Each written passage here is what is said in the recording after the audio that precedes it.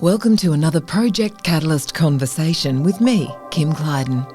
Farming poses many challenges. One of the greatest is salinity, the presence of salts and bicarbonates in soil and water. But what if you could create a new enterprise utilising this very resource? Salinity is a major issue affecting agricultural production nationally. Whilst some of it occurs naturally in salt pans and marshes, much of the rising salinity is in groundwater. To explain, native Australian vegetation evolved to be salt-tolerant, deep-rooted, with high demands for water. Much of our farming removes them from the landscape, replaced by shallow-rooted crops that require less water. Over generations, any unused water returns to the aquifer, raising groundwater, and with it, salt levels. But one wheat and sheep farmer in WA is using their salty land and water to produce halophytes, edible plants that grow in saline conditions. Indigenous bush foods like Samphire, Warragul greens and saltbush are in demand by chefs and diners across the country. Could this be a solution for more farmers? I spoke with Cultural Heritage Advisor, Koinjmal woman Samarla Deshong and daughter Jamay. They believe there are great benefits for all when working together to share knowledge. Samarla's dedication to preserve, recognise and document a diverse heritage in the Mackay with Sunday and Isaac region begins with her connection to ancestors. My heritage is actually, I have Aboriginal bloodline, and that is through my paternal and maternal side. So my maternal side is Koinjmal country, and that is between Mackay and Rockhampton. And my paternal side is down at Appletree Creek, Childers Way, so I'm Kabi on that side. My mum's sister was married, her husband is actually my father's nephew. We have shared country with the Yedda tribe, Kababara and Barada. So our boundary is shared country up on the Clark Connors range of the watersheds. So we have shared burial grounds and ceremony sites and that too. And how far out in the ocean are we talking about? Like, what area would you have traditionally inhabited or hunted in? Well, I guess if you go way back, and we go out, I think 40 bars we've gone to Wild Duck Island, and that was all land once before. I think 3,000 years ago there was an event and all the water has come through. So, west over the other side of the Clark Ranges, there is evidence. They do a lot of archaeological and cultural heritage walks. So there is evidence found of an inland reef. I have heard that, but I've never seen it. What types of evidence have they found? They've actually found a fossilised reef with a lot of the old shells that we usually find, the shell middens on the coastline. So the fossilised shells are a lot bigger, and I guess you just, they're a lot chalkier and everything, but I guess that's one of the indicators that the shell middens have been there for a long time. But there is fossilised coral and everything out there too. Why do you feel it's so important to be so involved with these types of initiatives and digs and archaeologists? I guess I've always been very interested in archaeology, and I guess about creation and stories. We have a lot of oral stories and a lot aren't documented. So what's been passed down to us from our elders about country, I guess it helps with our evidence that we were people, we were here a long time ago, and we were, we had a culture that we followed. Let's talk a little bit more about that. I mean, the lifestyle, that is the cultural heritage of your people. Oh, there's a lot of things, I guess our culture is, we take a holistic approach. So, our law is, and our totems are based around, the environment. Shell middens show that this was an area that we occupied. From my perspective, our knowledge, our culture, our law, L-O-R-E, is like a jigsaw puzzle. When the Europeans came over, they picked that jigsaw puzzle up and they threw it on the ground. Now it's up to us to put these pieces together, and working with the archaeologists and people like them and the NRM groups and everything like that, is we are carefully placing those pieces back together. Wow. That is a great example. I've never heard it spoken that way, but it is. I guess when we're working with organisations and that, it's only about a specific thing, but it's really hard for us to come in and work on that specific thing when, like Jamay's saying, the jigsaw puzzle, that's our holistic look at culture, and it's hard for us to pick it apart. It actually brings a very vivid image, to my mind, even sitting here listening. And I suppose for every country that was ever somewhere that was visited by, another culture. I mean, the Vikings were well known for storming into England and Europe, and Australia's no different. However, my perspective working with, Project Catalyst growers is that they feel a responsibility to the environment. And I'm trying to understand and draw a connection between your connection to country and, people who live here and have for generations who've adopted similar connection to country but maybe don't understand yours. So why is your connection so strong and so relevant?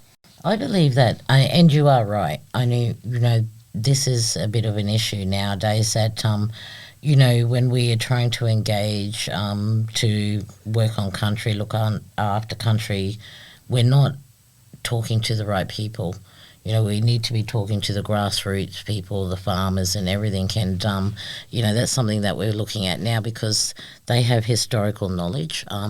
Unfortunately, a lot of our groups and tribes and mobs were put on missions and that. So, we have our oral history and knowledge brought down to us. And I think it's a really, this is something that is a priority now for us to work with the farmers and that because they are looking after country and we can only help each other. Why would you like to work with landholders these days? I guess with, previous look at how country has been managed and handled, it's sick. We know it's sick, and I don't know if we can get it back to what it was, but it needs to be in the best health because Mother Earth feeds us, and if the ground is sick, the earth is sick, and water's sick, she's not going to reproduce for us. So that is one of the biggest reasons, and also bush tucker is a big thing. A lot of us and our diets, we have been brought up on just bush tucker and off the land, and now it's really hard to find that, and we need to actually bring that back. So, we are doing some projects with revegetation and looking at where we can put bush tucker with oral stories of where our grandparents and great-grandparents fished and ate and their movements and that, and water. Old water holes, things like that. So I think it's really important because landholders and farmers, they're generations that were here too. So they have a lot of knowledge of that too. And I guess our biggest thing is like making sure that country is healthy. That means people are healthy. Well, we're at the end of that food chain, aren't we? Yes. Jamay, how do you see it? I mean, coming from the next generation of traditional custodians in this land, what do you think you need to understand and who do you need to work with? Like Mum mentioned, these farms were passed on from generation to generation to generation. So you'll find that these farmers are reading the land like we are as traditional owners, the right time to burn and everything like that, the right time to plant. And so it's pretty common knowledge, I think, that, if we work together, we'd make a big impact. Considering the separation of the lands that you were traditionally roaming through or living on or collecting food through, I mean, what has that done as a people here locally, and what knowledge has been lost? Well, one of our biggest issues, I guess, for some in the region is language. There's oral stories and from, our grandmother that, they weren't allowed to speak language anymore. That's a big one, but also just our whole culture is lost. You're brought up and you're given totems and you follow them totems and you look up, and that was part of growing. You lose a lot of the bush tucker and everything like that, and also family. You know, a lot of family got sent, you know, maybe up north, some got sent down to New South Wales, everywhere scattered. And so I think it's really important because, you know, this is Australian history and it's our history, and it's a really rich culture that we have, and, you know, it's just we need to revive it and share that knowledge with everybody. What do you think the benefits are for people in the Mackay-Whitsunday, Central Queensland area for working with, you know, the Indigenous people of this region as well? I guess the benefits is a good relationship, friendship, and, you know, we're all striving for the same thing. Like, you know, I've got granddaughters now, and I worry when, you know, they have babies, what are we leaving them, you know, to deal with? And I just feel like we can build them relationships and work together because, you know, we're just so in different sections and segmented that we're all working for the same thing. Collaboration is a big thing. It's the way of the future from my perspective. Yeah. I mean, we can't do anything on our own. Nobody can. You can only influence so much with one single person or a thought. And just sitting here listening to you, we have so much in common. You know, you're talking about this legacy to your grandchildren. Well, I can assure you that half of the growers we work with feel the same way. You know, they don't want to be the one who's destroyed the farming benefits for their generations to come. They don't want to be the one who leaves the reef in a worse place. You know, they want to make sure that they return it to the next generation in better form than they received it. So with those commonalities, how do we move forward? Well, that's it, working together. And I guess another thing too is that, like, we're all doing our own little things, and, you know, I guess it needs to be out there that, you know, we are approachable. You know, come and talk to us and see what we're doing, and we want to see what you're doing and how we can help you work together. Or, you know, we do projects, and, you know, sometimes a farmer might just need a hand, and we might be able to get in there and help them. Well, I do know that you were mentioning before about bush tucker is becoming much more popular, and there are a lot of wild gatherings happening in the Northern Territory, for instance, and even being used here in local restaurants. So how can we get more involved in a local perspective in understanding the bush tucker that was great here that we can revive and maybe bring back into a culinary experience? I guess Jamay might be able to answer this on a reef catchment side because, I mean, you know, in the past, you know, to now, you know, a lot of the soils and everything has changed and that. So that's something that, you know, we've got our youth learning. We've got some rangers now and they're learning, you know, soils, water, what the landscape looked like ages ago, historically till now. And we're looking at where we can actually start re-vegging bush tucker. We're starting to plan a few more and, you know, just, I guess, learning the trees in the area and what you can plant compared to the non-natives. Jamay, what types of bush tucker are you familiar with here that maybe we might know? I've actually got a good example is baby mango leaves. Boil them in water. It can actually help with your, is it type A or type B diabetes? Wow, what do you make a tea? Tea, yeah. So there's a lot of things like on our country, because we're salt water along the coastline, we have a lot of Samphire. And, you know, that's used a lot in a lot of restaurants now. That was a natural salt, I guess. It's used in salads now. Nick Flack, he's a great mate, Nick and Em, and they've got a great little restaurant up in Finch Haddon. The Flack Yard at Pinnacle. Yeah, that's right. We do the wetland weekend. We usually do a bit of catering and things like that. So we're more, you know, we cook up the kangaroo, the crocodile, emu and that. So, you know, we've got a bit of that experience. But, you know, it's just taking the kids back out on country now and family and just starting to teach them, you know, to reconnect to country and You stories. do a lot of that work. How fulfilling is that for you? Oh, it's great. I really love it, and I know that now in all around Australia there are a lot of groups that are doing tours and, you know, helping people reconnect. I guess one of the biggest things is that we're so busy in our lives and we've got to make money and pay bills and everything, and a lot of people are losing that. You know, we have a lot of people that are sick, and it's just like you need to get back out on country and reconnect and throw your shoes off and feel the ground and, you know, just take in everything that you can. I actually think there's something in that for not just Indigenous children, but every child and every person. I mean, there's nothing I like better than being on my property barefoot, sometimes naked, like I was this morning. But anyway, well, Ulysses flew over me. And, like to feel that energy of life all around you and not have any barriers between you and the earth. I feel very deeply connected to nature, to land, I collect seashells and rocks and, so I think that maybe we should be collaborating to share that connection that you feel with people who are interested in understanding it or even feeling it themselves. How do you think we could actually bring that vision to a reality and start being more inclusive across all races and cultures? I think it starts with the non-Indigenous Australians, accepting us and our culture and, the way we lived back then. Do you think you need to understand that though first? I think so. So yes. It's an education process. Yeah. So bringing the Indigenous knowledge, Indigenous experience, Indigenous connection even into the curriculum would be a step, wouldn't it? Oh, 100%. It would be a step, yeah. Because, when I was in high school, we learnt about, the overseas cultures. Once did I hear anything about Aboriginals or Torres Strait Islanders. I think there's an opportunity Oh, here. there is 100% an opportunity. It's not hard to, just say, hey, how are you?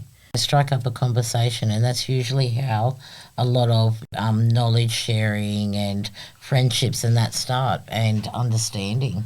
There has been a lot of things out there, no, use black fellas, use one everything and that, but we're not all like that.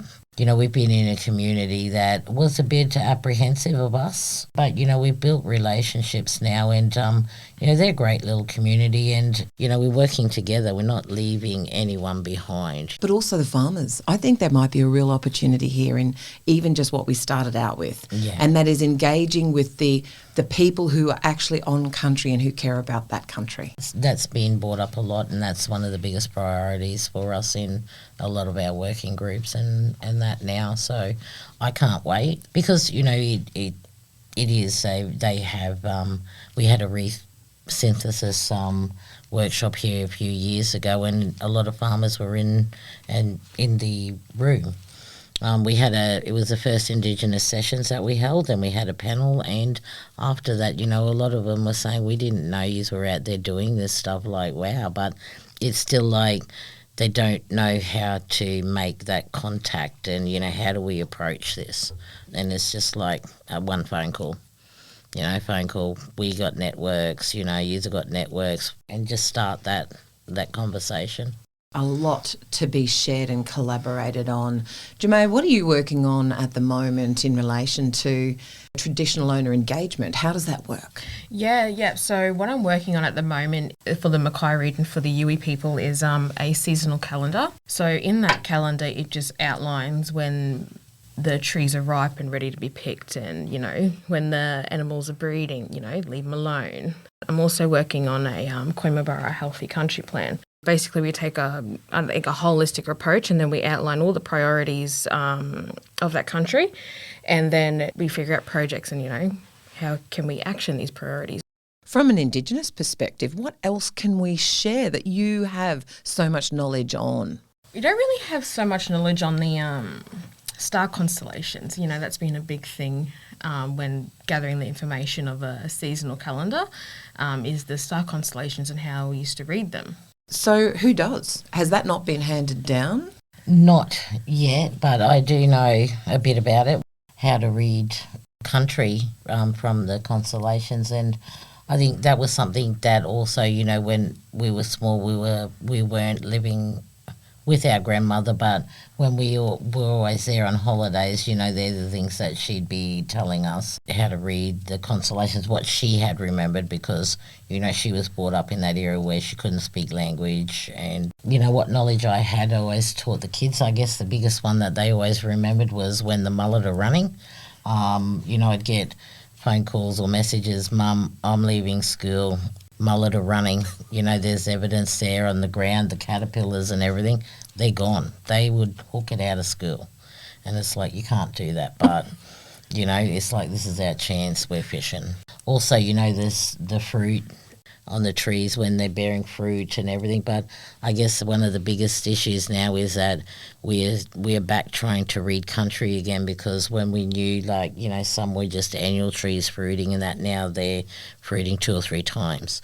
So there is a change in climate, environment. So, you know, we're back to, I guess, square one in trying to read what the animals are doing. You know, I was out there a few weeks ago on country, and emus, they were laying, they had chicks, and now there's another batch. Like, what's going on? You know, just sort of reading that and getting the kids out on country and starting to teach them to read that. And that's, you know, that's all part of our totems, and that when you're small, you get given a totem and it's an animal or something, and you watch that animal and, you know, you see how they live and what they do and their eating patterns and that. And as you get older, you know, the caterpillar, that's usually one of the first ones for the small kids. And you teach them to dance. When they start learning to dance, you know, there's the caterpillar dances, teaching balance and things like that. So it all plays a big role. So everything in your culture has a purpose in learning and connecting. Yeah. This is what we all need to understand. It's great, but it's really hard too, because, you know, we've got to try and fit in both worlds. But yeah, that's all the kind of stuff that our culture, that holistic look at things, you know, approach and that. Why do you think it's so important, Jamay, for generations to understand that and continue understanding and having that knowledge and connection? It's our heritage, really. You know, you don't want it lost. It's important because, you know, it's like losing a family photo. You know, once it's gone, it's gone. You know, there's no really getting it back. You can only read so much text in a book. It's not the same, really, no. So that's why it's important, you know, to have that knowledge passed down from generation to generation. You know, keep it alive. So are there already gaps that you're trying to fill in because of that? 100%. There is gaps in language, law, everything. Yeah, so there's so much knowledge that I just don't know, and that is vital, I think, you know, for my culture to survive. But, yeah, we just don't have it. I think a lot of the knowledge isn't on paper or anything. It's all in our head. So were you artists? I mean, are there significant sites around on rocks? Was there much of that in your culture in this part? We do have some rock art in our country, and it I guess it's just sort of really the art on there is about place and people. There's all different kinds of rock art. Some will be, you know, some animals, that's where you can hunt them or whatever. There's, you know, handprints, which might be a meeting place or, right. You know. Yeah, so I guess there's a lot of different rock art. And I guess one of the biggest ones that I really love too is the one over on Hook Island, the Naro people. You know, it shows, it's up there. A lot of the tour boats go past them and, you know, just trying to interpret that art and what it means. I haven't seen it. What does it look like? It looks like a pronged fork. Ah. Yeah. And I think there is an animal. I think it's a fish or something there. I've been watching a series on television recently. First there was the sciencey one, and that was the history of Indigenous people and the knowledge that they had. But there was also one about weapons, and I found it really interesting, you know, what people were able to create out of trees to actually hunt with. Is that something that's still important to you, you know, to keep alive as well? Yeah, at the moment, like a lot of the groups, especially out here, you know, with the mines and that, they do a lot of cultural heritage walks. So, you know, they're finding what they're doing is looking for artifacts, and it is great because you can find areas, what we call in situ, where there was the tool maker, I guess you'd say, sitting up there and just making all these stone axes and tools. And I guess, like I said before, it shows that we occupied or someone occupied that area. Cape Palmerston is a really big area that is shared country between Yui and Koinjmal and Barada. So there are a lot of sites out there that, you know, have that evidence. And of course on everybody else's country, yeah. So, you know, that's a big thing, going and documenting artefacts where they're found. You might have scatters, you might have big areas where there's so many artefacts that you look at management or sometimes a relocation But, that's part of our story and movement. Everyone needs a story. Everyone needs to know who they're connected with, how they came to be. My mother was adopted as a very young baby. She never knew her mother. It left a gaping hole in her life. So I can only imagine how it has been for a whole generation of Indigenous people who were removed from not only their families but their land. If there was one thing, one vision you would hold, Jamay, for your daughter or your son or the next generation coming along behind you, what does tomorrow look like for them? Hopefully good. Just one thing that I would like to have my children have is just an appreciation for their culture, and how far we've come since those dark days. And maybe an acceptance by others to allow them to have that. Yeah, and to be able to share with their friends or, their friends' family just how awesome their culture is. Samarla, what's your vision? Oh, my vision, I guess it's the legacy in that we don't lose culture, we're revitalising it, we're reinvigorating, and I just hope that it is accepted, taught in schools and shared for everybody to learn. And like Jamay said, appreciate and acknowledge that it is Australian history too. Thank you very much for your time. I really appreciated it. And I look forward to hearing great things about children and farmers. I think that's a great place to start. Nice. Thank you. No worries, thank you. Koinjmal woman Samarla and daughter Samarla Deshong keen to collaborate, share knowledge and learn from generational farmers in the Mackay-Whitsunday Isaac region. If you'd like to connect for more information, please go to our website or social media channels. If you'd like to hear more stories and conversations like this, please join us on our YouTube channel. You'll find us at Project Catalyst. Also, our website, projectcatalyst.net.au, and our social channels on Facebook and LinkedIn. Project Catalyst is funded by the partnership between the Australian Government's Reef Trust and the Great Barrier Reef Foundation, and the Coca-Cola Foundation with support from WWF.